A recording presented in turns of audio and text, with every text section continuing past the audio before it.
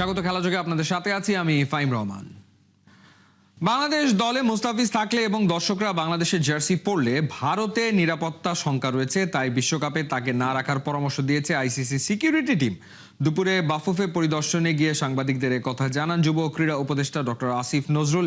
তিনি জানান বাংলাদেশের ম্যাচগুলো পাকিস্তান কিংবা আরব আমিরাতে হতে পারে, কিন্তু ভারতে গিয়ে খেলা সম্ভব না। সাইফুল রূপকের রিপোর্ট। যদি আশা করে আমরা আমাদের শ্রেষ্ঠ বোলারকে বাদ দিয়ে আমরা ক্রিকেট টিম করব, এর চেয়ে উদ্ভট, অবাস্তব, অযৌক্তিক কোনো প্রত্যাশা হতে পারে না। মুস্তাফিজুর রহমানের অবস্থাটা অনেকটাই ফুটবলের মতোই। ফুটবলকে যেমন সবাই লাথি দেয়, মুস্তাফিজকেও সাম্প্রতিক সময় সবাই লাথি দিচ্ছে। প্রথমত ভারতীয় ক্রিকেট বোর্ড লাথি দিয়েছে, আইপিএল থেকে তাকে ছুঁড়ে ফেলে দিয়েছে। এখন আইসিসিও লাথি দেওয়ার মতোই অবস্থা বা লাথি দেওয়ার মতোই আসলে কথা বলছে।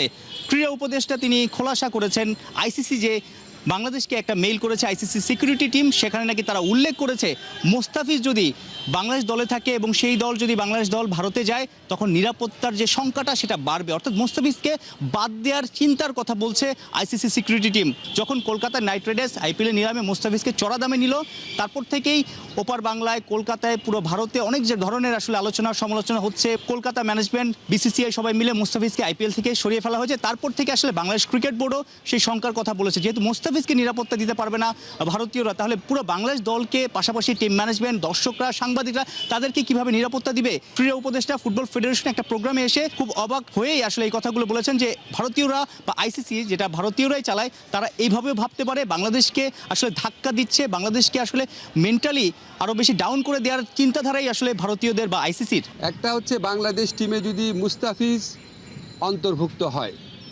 দুই হচ্ছে বাংলাদেশ যে দলের যে সমর্থকরা আছে ওনারা যদি বাংলাদেশের জাতীয় যে জার্সি আছে, আমাদের ন্যাশনাল জার্সি আছে, এটা পরে যদি ঘোরাফেরা করে। আর থার্ড হচ্ছে ইলেকশন যত এগিয়ে আসবে তত নাকি বাংলাদেশ দলের নিরাপত্তা আশঙ্কা বৃদ্ধি পাবে।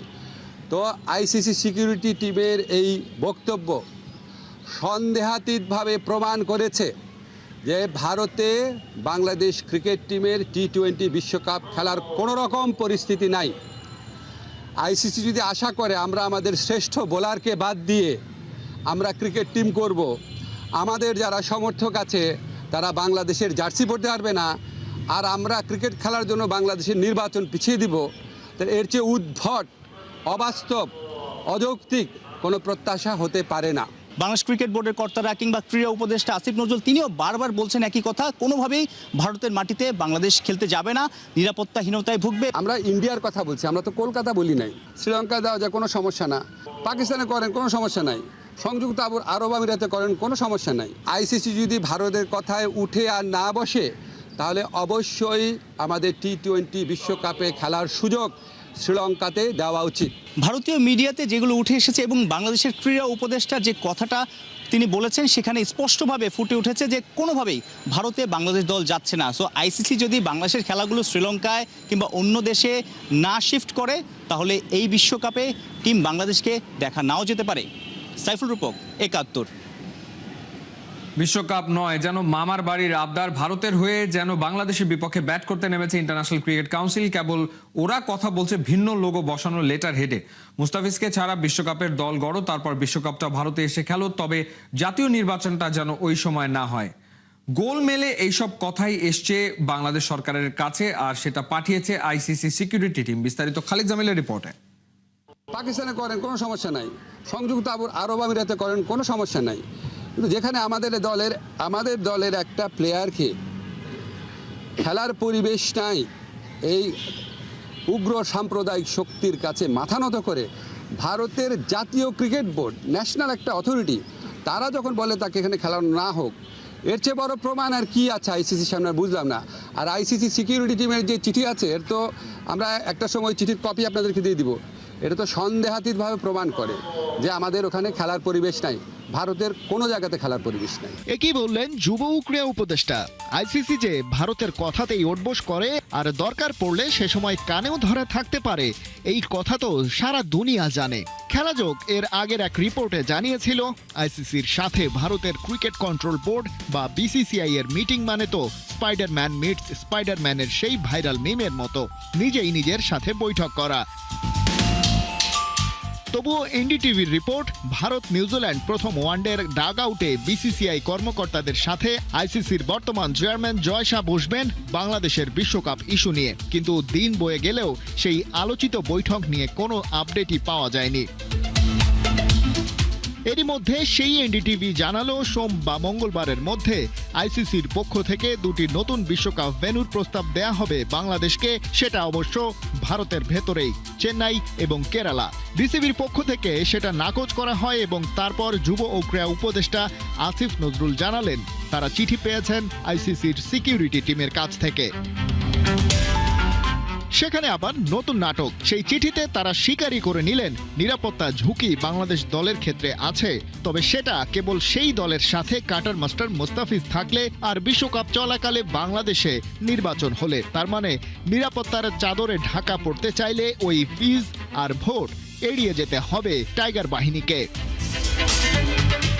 সিকিউরিটি টিমের ভাবখানা এমন যেন কাটার মাস্টার কোনো ক্রিকেটার নন, বরং এক তাজা বোমা যাকে সঙ্গে রাখা মানেই বিশ্বকাপের জন্য নিরাপত্তা হুমকি। বোঝাই যাচ্ছে এসব আইসিসির সাথে আন্ডার দ্য টেবিল বিসিসিআই এর প্রেসক্রিপশন মেনেই হচ্ছে। যদিও সোমবার ইন্দো এশিয়ান নিউজ সার্ভিসকে দেয়া এক সাক্ষাৎকারে বিসিসিআই সেক্রেটারি বলেছেন নতুন ভেন্যুর ব্যাপারে কোনো প্রস্তাব তারা আইসিসির কাছ থেকে পাননি। এ ব্যাপারে তাদের কিছু করারও নেই। বিসিবি এবং আইসিসি আলোচনা করে যে সিদ্ধান্তে পৌঁছবে ভারতীয় ক্রিকেট বোর্ড সেভাবেই ম্যাচ আয়োজন করবে। বিসিসিআই যাই বলুক, আইসিসির চিঠি যেমন সত্য তেমনি তাদের সিকিউরিটি টিমের উদ্ভট আবদারও সত্য। আর বাংলাদেশ যে এই আবদার রাখবে না সেটা ভালোই বোঝার কথা আইসিসির ওপর মহলের। তার মানে কি এটাই দাঁড়াচ্ছে যে খোদ আইসিসি চাইছে না বাংলাদেশ খেলুক এবারের টি-20 বিশ্বকাপ? খেলা নিয়ে এই রাজনীতির সমীকরণ তো তাই বলছে। যদিও প্রধান উপদেষ্টার উপপ্রেস সচিবের তরফ থেকে জানানো হয়েছে ক্রীড়া উপদেষ্টা আসিফ নজরুল যে চিঠির কথা বলছেন সেটা আইসিসিকে দেয়া বিসিবির চিঠির উত্তর নয়, বরং দুটি প্রতিষ্ঠানের মধ্যে ডিপার্টমেন্টাল সিকিউরিটি অ্যাসেসমেন্ট। বিসিবিও তাদের এক প্রেস বিজ্ঞপ্তিতে জানিয়েছে তারা এখনও আইসিসির চিঠির অপেক্ষায়। বাকিটা জানার জন্য আপাতত সময়ের অপেক্ষা। খালিদ জামিল, একাত্তর। বিপিএল এ সিলেট পর্বের শেষটা জয় দিয়ে রাঙালো ঘরের দল সিলেট টাইটান্স। লিগে নিজেদের নবম ম্যাচে রংপুর রাইডার্সকে হারিয়েছে মেহেদী হাসান মিরাজের দল। এদিকে টানা 3 ম্যাচ হেরে দিশেহারা রংপুর রাইডার্স নেমে গেছে পয়েন্ট টেবিলে 4 নম্বরে। ফয়সাল হাবিবের ম্যাচ রিপোর্টে বিস্তারিত।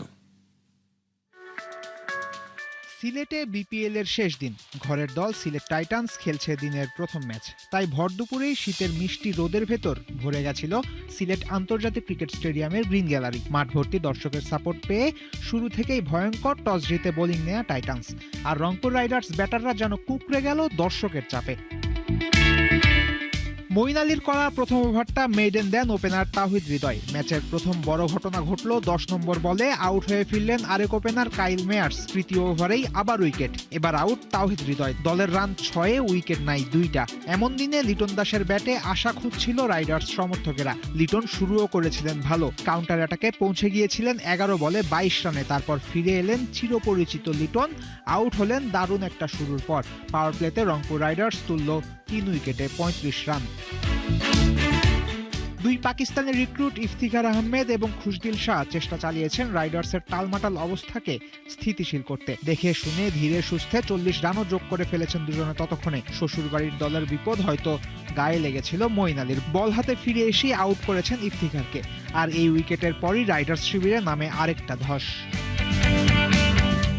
একে একে আউট হয়ে ফেরেন খুশদিল শাহ, নুরুল হাসান সোহানরা। পিচে টিকে থাকার কাজটা করতে পারেননি নাইম হাসান, সুফিয়ান মুকিমের মতো লোয়ার অর্ডার ব্যাটাররাও। 96 রানে 9 উইকেট হারিয়ে অসম্মানের 100 নিচে গুটিয়ে যাওয়ার চোখ রাঙানি তখন রাইডার্স শিবিরে। এরপর দৃশ্যপটে আগমন মাহমুদুল্লাহ রিয়াদের। পুরো ক্যারিয়ারে যা করেছেন এদিনও করলেন তা। একা হাতে দলকে টেনে নিয়েছেন যতদূর পারা যায়। শেষ পর্যন্ত রংপুর রাইডার্সের ইনিংস শেষ হয় 114 রানে নির্ধারিত ওভারের 5 বল আগে। অল্প রান ডিফেন্ড করতে নেমে রংপুরের দরকার ছিল দ্রুত উইকেট, কিন্তু প্রতিপক্ষকে একদমই সুযোগ দিতে চায়নি সিলেট টাইটান্সের ওপেনাররা। উল্টো দ্রুত রান তুলে খেলা শেষ করার তাড়া ছিল তাদের। বোলারের নাম না দেখে সমানে পেটাতে শুরু করেন তৌফিক খান তুষার, যোগ্য সঙ্গ দেন পারভেজ ইমনও। এতেই টাইটান্স পাওয়ার প্লেতে তোলে 9 করে 54 রান। পাওয়ার প্লের পর আউট হন তুষার, কিন্তু ততক্ষণে ম্যাচ সিলেটেরই হাতে। এদিনও নম্বর 3-এ ইমপ্রেস করেছেন আরিফুল, আর এদিনও ব্যর্থতা আফিফ হোসেন ধ্রুবর নামের পাশে। এমন ছোট ছোট ঘটনার ফাঁকে 50 পেয়েছেন পারভেজ হোসেন ইমন। ম্যাচ শেষ করেই উঠেছেন সিলেট ওপেনার। 6 উইকেট এবং 15 বল হাতে রেখে ম্যাচ জিতে নেট রান রেটটাও বাড়িয়ে নিয়েছে ঘরের দল। এক ম্যাচ বাকি রেখে পয়েন্ট টেবিলের 2 থেকে সিলেট পর্ব শেষ করেছে মিরাজরা। ফয়সাল হাবিব, 71। শেষ হয়েছে সিলেট পর্ব। কেমন ছিল বিশ্বকাপ স্কোয়াডে থাকা ক্রিকেটারদের ফর্ম? কেন রান পাচ্ছেন না সাইফ, তানজিদ, তামিমরা? এখন পর্যন্ত নজর কাড়লেন কারা? সিলেট পর্বে পোস্টমর্টেম করেছেন সাবেক ক্রিকেটার ও জনপ্রিয় ধারাভাষ্যকার আতার আলী খান। নাইন বিন জসিমের রিপোর্টে বিস্তারিত।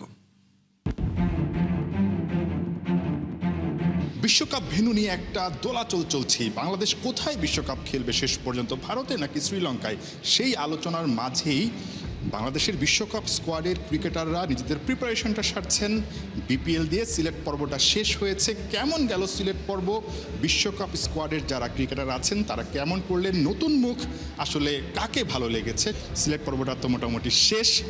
ওভারঅল যদি বলেন, একদম বিশ্বকাপ স্কোয়াডের ক্রিকেটারদের নিয়ে যদি মোটা দাগে আলোচনা করতে বলি, সোফার তাদের প্রিপারেশনটা আপনার কাছে কেমন মনে হয়েছে? আমরা যদি টপ অর্ডার থেকে যদি দেখি তাহলে ইমনের খেলা অবশ্যই ইমন একটা স্ট্রং মেসেজ পাস করেছে। কে শুধু আমি ওপেনার হিসাবে আমাকে চিন্তা না করলেও মানে চিন্তা করলে হবে না, আমি কিন্তু অন্য জায়গায় ব্যাট করতে পারবো, but I still feel that he is a right opener. দুঃখজনক তানজিদ হাসান একটু অফ কালারে দেখা যাচ্ছে। তার চেয়ে বড় আমার যেটা মনে হচ্ছে সাইফের যে ব্যাটিংয়ে ব্যর্থতা, সেটা লিটল বিট ডিসঅ্যাপয়েন্টিং।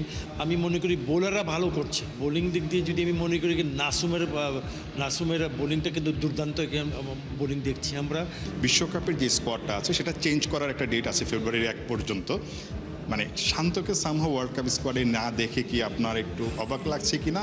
দেখো, আমার কথা ছাড়াও কিন্তু আমাদের যারা আমাদের যে গ্রুপ অফ কমেন্টেটার্স আসছেন, বিদেশ থেকে আসেন, তারা কিন্তু খুবই অবাক হয়েছেন যে এত ভালো ফর্মে, আমার কথা বললাম না, এত ভালো ফর্মে একটা ব্যাটার আছে যেখানে দুর্দান্ত ব্যাটিং করছে। আমাদের কাছে যদি এই ধরনের কোনো প্লেয়ার থাকে তা আমি মনে করি এটা সুযোগ দেওয়া দরকার। এখানে আরেকজনের কথা আমাকে বলতেই হচ্ছে। এখানে বলছো আমরা সবাই একজনের নাম ভুলে যাচ্ছি, ও কিন্তু বিপিএল খেলছে না, ওর নাম হচ্ছে Rishad Hossain. BBL Big Bash খেলছে এবং সে কিন্তু খুব ভালো বল করছে এবং he can be hour Trump card. সবসময় তো আপনারা জিজ্ঞেস করি বিশ্বকাপে যাওয়ার আগে বাংলাদেশ কেমন করবে, কোন জায়গায় দেখছেন। এবারও একটু জিজ্ঞেস করি, বাংলাদেশকে আপনি কোথায় দেখছেন? বাংলাদেশ যদি ঠিকঠাক মতো পারফর্ম করতে পারে, আসলে যে দলটা দেখছেন। বোলিং নিয়ে আমি বেশি চিন্তা করছি না। আমি মনে করি বোলিংটা আমরা কভার করে রেখেছি। আমরা জানি কি বোলারসরা কীভাবে বল করেছে। আমরা লাস্ট 4টা সিরিজ কিন্তু আমরা জিতেছি, T20 সিরিজ। আমাদের ব্যাটিং যদি ক্লিক করে তাহলে হয়তো বা কিছু একটা দেখতে পারবো, ভালো কিছু রেজাল্ট। অবশ্যই আতার ভাই যেটা বলছিলেন, বাংলাদেশের বোলিংটা দুর্দান্ত, ব্যাটিংটা যদি ভালো করে, যারা অফ ফর্মে আছেন তাদের কথাও বলছিলেন। সবাই যদি আসলে ওয়ার্ল্ড কাপে ক্লিক করে, বাংলাদেশ কিছু একটা করবে আতার ভাই, রাইট? ইনশাআল্লাহ। Nahin Bin Jasim, 71, Sylhet international cricket stadium, Sylhet. Bangladesh Bharat রাজনৈতিক উত্তেজনা পড়বে না ফুটবলে, এমনটাই প্রত্যাশা বাফুফে প্রেসিডেন্ট তাবিদ আওয়ালের। সে কারণে আসন্ন 2026 সাফ মেন্স চ্যাম্পিয়নশিপ আয়োজনে আগ্রহী বাফুফে। একই সাথে ফুটবলকে সারা দেশে ছড়িয়ে দিতে ঢাকার বাইরের নতুন 2টি ভেন্যুর পরিকল্পনা প্রকাশ করেছেন বাফুফে প্রেসিডেন্ট তাবিদ আওয়াল। মার্চ উইন্ডো নিয়ে অফকোর্স চেষ্টা করতেছি একটা বা দুটা ফ্রেন্ডলি ম্যাচ খেলতে। তারপরে আমরা সিঙ্গাপুরের সাথে আমাদের অলরেডি একটা ম্যাচ আছে, যেটা হবে আমাদের last match of the AFC qualifying round.